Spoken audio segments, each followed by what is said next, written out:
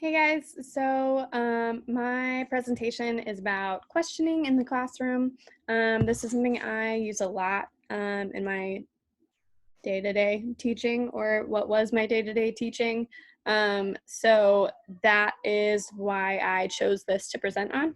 Um, yeah, so what is a question? So it's really like an instructional cue or stimulus that's conveying to students the content and kind of prompting a response.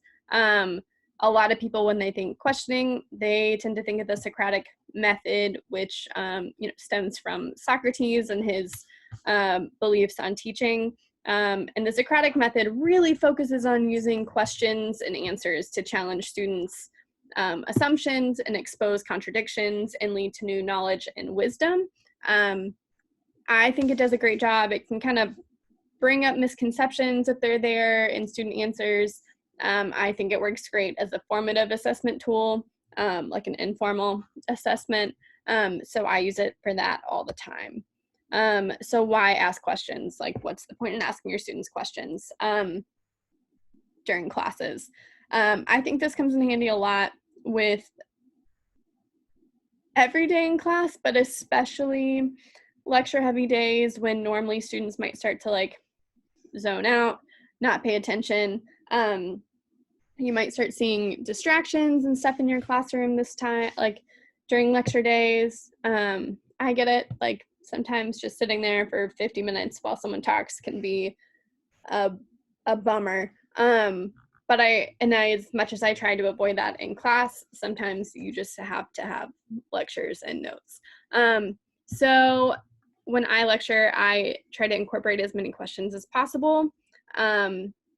And so that's why I ask questions. But it gets students interested, it stimulates their interest, it encourages critical thinking, it helps with classroom management. You're holding kids accountable to answering questions. So they are kind of have to pay attention. And it also just keeps things moving at a faster pace. And I think that helps like eliminate some classroom distractions or management issues that you might run into. And it keeps everyone engaged. If I use a lot of cold calling, which we'll talk about shortly, but they know I'm asking questions and they don't know who's next. So I think that it really holds them accountable to paying attention to the content, and that kind of keeps them with me while we're learning new content. Um, and student participation, they are participating in the lectures. I like to think of my lectures as more of class discussions because I ask so many questions.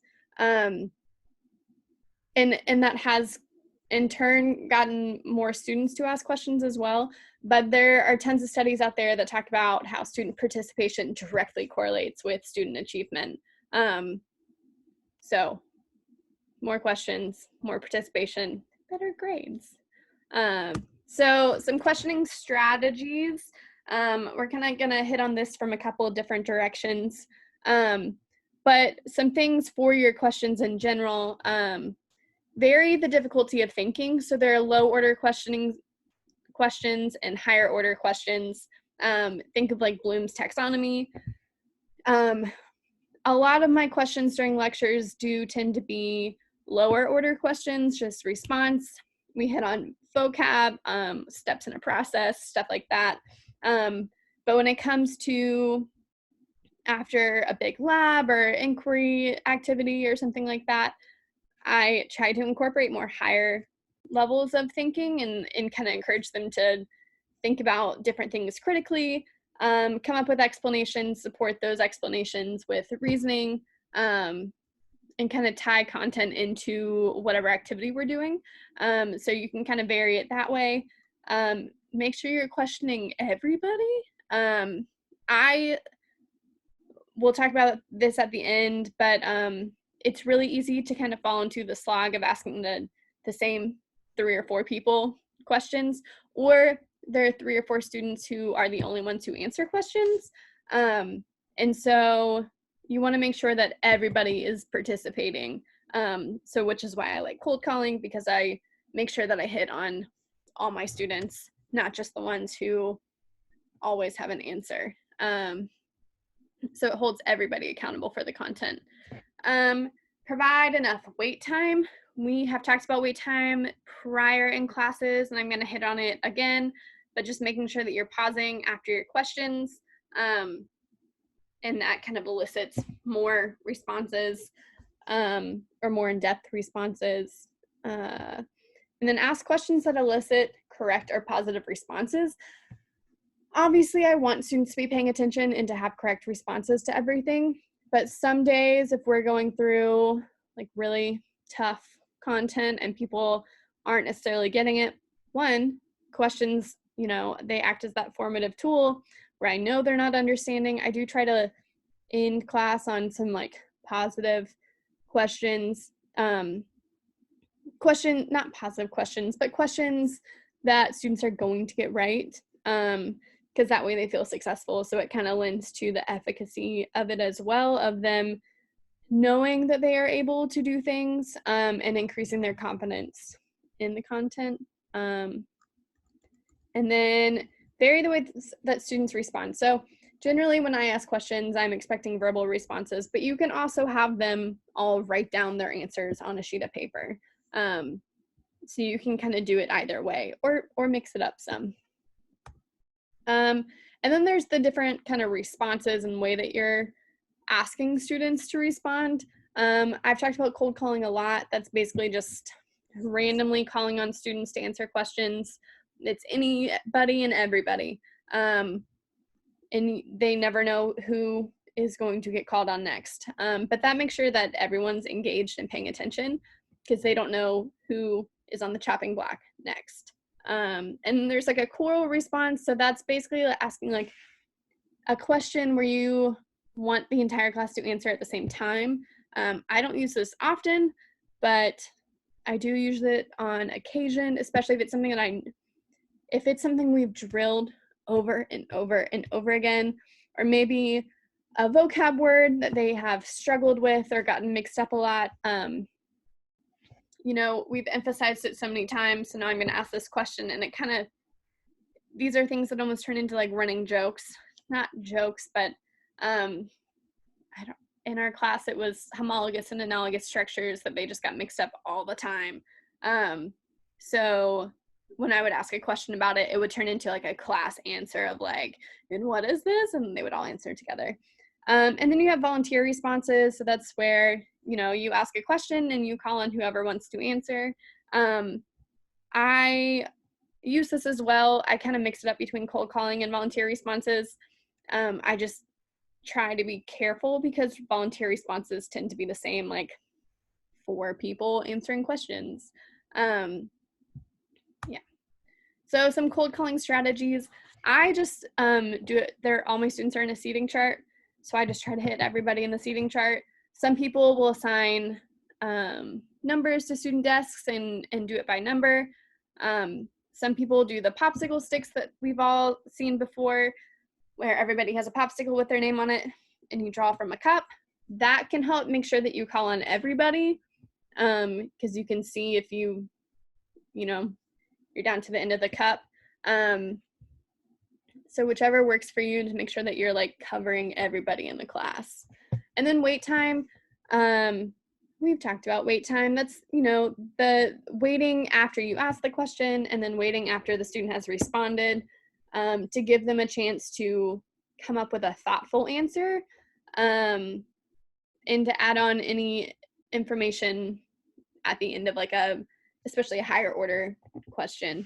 That ideal wait time is generally said to be 3 seconds or more. I've definitely waited longer. I think this can tie into classroom management as well, because when I first started teaching, like student teaching this semester, I might ask a question and a student who wasn't paying attention sat there and thought that if they just didn't say anything, then they would kind of get out of it. But I had definitely sat there for like over a minute while they had to dig through their notes to find the answer. And then that didn't happen again. So it kind of like establishes the high expectations of like, if you're in the class, you're going to be participating in the class, and like I'm holding you accountable to pay attention to what's going on and to like be present. So reflection on my own questioning. Me and my mentor teacher actually sat down and took turns evaluating each other's questioning skills because we wanted to make sure that both of us were calling on everybody in the class and not just kind of focusing on a select few. And we also wanted to look at the types of questions that we were asking. So we sat down with a roster of each of our classes, and while she was teaching, I observed and wrote down what questions she asked each person, so we could see if there were any gaps. There were only 2 people that she missed while asking questions. We don't do popsicle sticks or anything, so that's really just us trying to make sure we hit everyone. And then I didn't miss anybody. Was really good about it. I was excited about that. But then when we looked at our questions, we did kind of realize that we tended to stay in the ballpark of kind of easy, simple recall, low order questioning. So that just, that was something to work on and think about next time I was asking questions. This was like a lecture-based day, so those tend to be lower order questions for us, and we rope in a lot of review that way as well. So I think questioning like that is a good way to tie in prior material that we've covered. I'm a big picture person when I'm learning, and so my hope is that by asking review questions from earlier in the semester, it kind of helps the students piece everything together to see how everything kind of fits.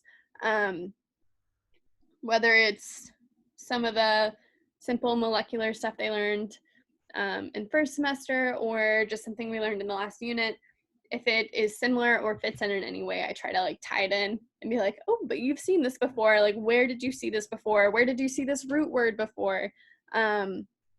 So I tend to use my cold calling a lot for review as well. But yeah, so let me know what you think about questioning. Yeah.